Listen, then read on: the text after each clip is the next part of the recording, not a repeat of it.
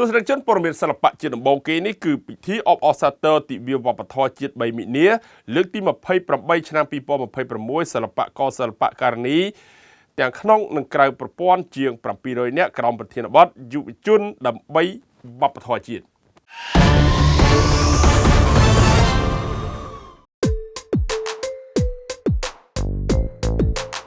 នៅរសៀលថ្ងៃទី3ខែមីនាឆ្នាំ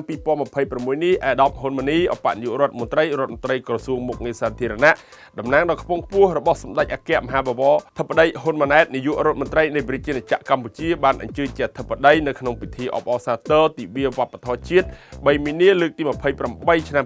2026និងពិធីសំណេះសំណាលជាមួយសិល្បករសិល្បករនីទូទាំងប្រទេសនៅសាលសន្និសីទចតុមុខនៅក្នុងឱកាសនោះលោកជំទាវបណ្ឌិតសភាចាភឿងសក្តារដ្ឋមន្ត្រីក្រសួងវប្បធម៌និងវិចិត្រសិល្បៈក្នុងនាមជាតំណាងគណៈកម្មាធិការអន្តរក្រសួងថ្នាក់ដឹកនាំនិងមន្ត្រីរាជការព្រឹទ្ធាចារ្យ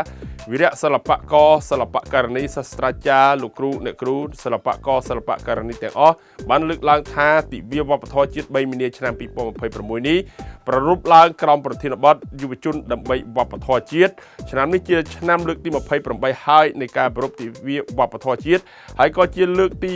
7នៃការរៀបចំពិធីជួបជុំរវាងសិល្បករសិល្បករនីទាំងក្នុងនិងក្រៅប្រព័ន្ធមន្ត្រីបុគ្គលិករួមនិង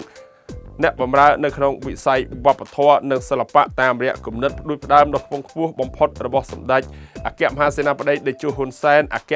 មគ្គុទ្ទេសក៍ឯកនៃវប្បធម៌និងសន្តិភាពដែលជាគ្រឹះដ៏រឹងមាំរបស់កម្ពុជាលោកជំទាវបានបញ្ជាក់ថាប្រធានបទយុវជនដើម្បីវប្បធម៌ជាតិដែលយើងបានអនុវត្ត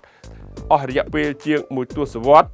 11ឆ្នាំនេះពិតជាមានសារៈសំខាន់ខ្លាំងឡើងនៅក្នុងបរិបទពិភពលោកបច្ចុប្បន្នជាការពិតណាស់សពថ្ងៃយុវជនកំពុងប្រឈមមុខនឹងឥទ្ធិពលដ៏ខ្លាំងក្លានៃចរន្តវប្បធម៌សកលដែលហូរចូលមកយ៉ាងគំហុកតាមរយៈបច្ចេកវិទ្យា Digital ហើយត្រូវតែទទួលស្គាល់ថាការអភិវឌ្ឍនេះមានទាំងផលវិជ្ជមាននិងអវិជ្ជមានខណៈដែលយុវជនអាចរៀនសូត្រពីពិភពលោកបានយ៉ាងទូលំទូលាយវប្បធម៌បរទេសក៏បាននឹងកំពុងជះឥទ្ធិពលលើអត្តសញ្ញាណជាតិរបស់យើងផងដែរពីខ្ញុំបានលូនឯក TV5 Online News